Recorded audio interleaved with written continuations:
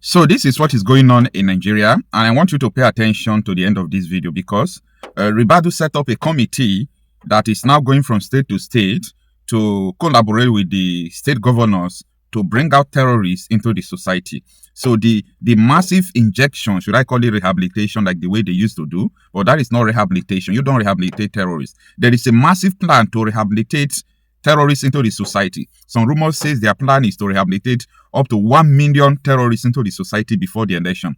What are they going to do? They are going to repeat 2014-2015 plan. So these people know what they are doing. So I want you to stay with me in this video. Let's talk about what is actually going on, ranging from their meeting that was held yesterday in Kaduna State, which is about to start. So they want to start reintegrating. They have been doing all these things before, like Borno State spent up to 12 billion naira to rehabilitate Boko Haram in 2 years. So many states are doing it, but it's totally different from what I'm saying now. Ribadu set up a committee which will be in charge of putting the terrorists into the society. And apart from that, I still want to discuss with you about the exit of Alex Barbier. You know, when he was in Nigeria, a lot of people have been telling you all sort of rubbish. You don't know that that guy was just someone like a savior to these people, minimizing the attack by exposing it. Guess what? Right from the day this guy left, look at all these television stations, all these bloggers, nobody's talking about it. I tell you this, every day, these people are now killing people. I mean, every day, every blessed day you wake up, you are seeing death toll. So stay with me in this video. Let's go into this. The inauguration marks a significant step in strengthening peace, security and governance in Kaduna State, led by the Office of the National Security Advisor. The development of the National DDR framework represents a shift from reactive approaches to more structured and preventive strategies for lasting peace. We have groups that are proscribed, and the states are grappling with the issue whether to negotiate with these groups or not. I wish to inform His Excellency that the tools that you need as a state to decide what is appropriate to do in terms of screening different groups that have been associated with violence is already in draft form and in place. Governor Basani said the state is committed not only to implementing the initiative, but also to demonstrating that peace can be deliberately built and sustained. He charged members of the committee to carry out their responsibilities with urgency, discipline, and integrity. This process must be transparent, decisions fair, and its outcomes measurable. Particular attention must be paid to vulnerable groups, youth, women, and those whose lives have been disproportionately affected by conflicts. Community engagement will be critical. Without acceptance, reintegration cannot succeed. The committee adopts a multi-sectoral approach, bringing together government institutions, security agencies, civil society organizations, as well as traditional and religious leaders. Abimaja Moses, AIT News, Kaduna. Today is Wednesday, May 6, 2026. 2 days ago, someone called me from Kaduna State. He said, Okocha, are you aware that over 50,000 terrorists are about to be integrated into the society in Kaduna State? That not just only in Kaduna State, this is what most of the northern states are planning to do. I said, I don't have the knowledge, like I'm not aware. I was not aware. It was 2 days ago that I was told that this is happening or this is about to happen. So I keep my ears on ground. Let me try to, verify the information before putting it out in the space. So yesterday, I was shocked. Honestly, I was shocked. I was watching AIT, Africa Independence Television, and I saw the news. The security operatives were there in meeting with the Kaduna State Governor Obasani, and they were talking about rehabilitating terrorists and putting them back into the society. I hold my head. People don't understand what is going on now. 2014 is in replay. It was 2014 the coalition of these people, ACN and CPC, started importing Fulani militia into Nigeria.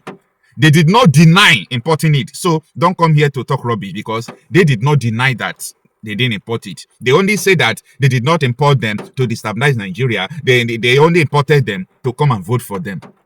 They were talking to morons, you understand? They just imported them to come and do an election. So now, The information, let me call it a rumor. The information coming out now is that they are recruiting these people for the sake of election. There are many terrorists will be brought out, especially people who are in the bush and people who maybe they are trying to face the law. They will be rehabilitated. Watch out. Massive rehabilitation of terrorists is about to hit Nigeria. It's about to hit Nigeria. But why this is still going on, I want to let you know that the killing in Jos is now daily occurrence. It's not happening every day. I mean every day. It happened day before yesterday. It happened today. It happened yesterday. It will happen tomorrow. It will happen next tomorrow. And nobody is going to stop it.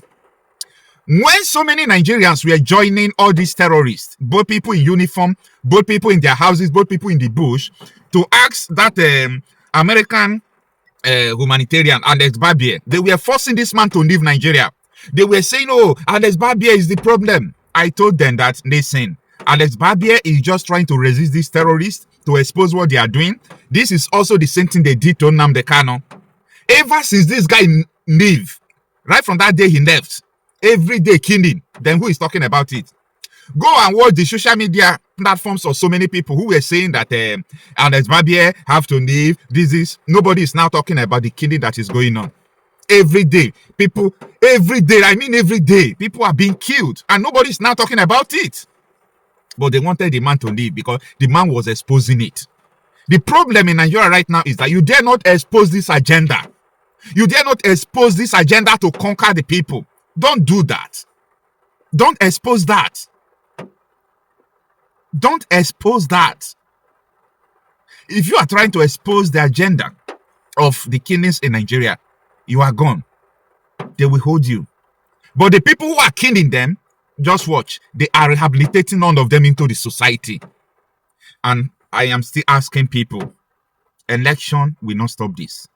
You know, everybody have different solutions. I'm not demoralizing you not to do election. Okay, your election is important to you. Nobody is saying don't do election. Go and do your election. But if you are putting your hope that this election you are doing is coming to save you, according to T.Y. Danjuma, you will die one after the other. Don't even put your hope that maybe a political regime change or this thing can stop it, because you don't know Nigeria. That is why you people are so emotional. You don't know Nigeria. This is the time people are supposed to rise up. By the way, for you to know how damaged our brain is, all of us, for you to know how damaged our brain is, look at the number of people supporting Tinubu and APC government, the people that brought calamity to you. Look at the number of people who are supporting them. Look at the number of people who don't even care.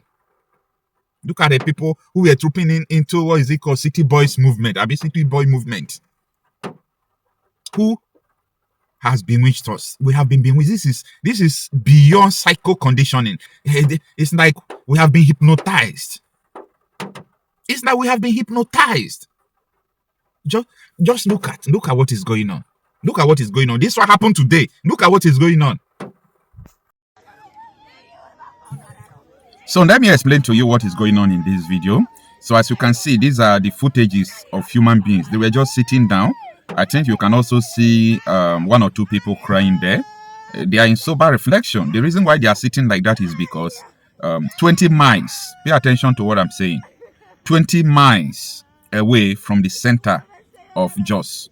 Jos is the capital of Plateau State. So in Jos, the Fulani militia, they invaded their community in that Jos South. As I said, 20 miles away from the Jos center there.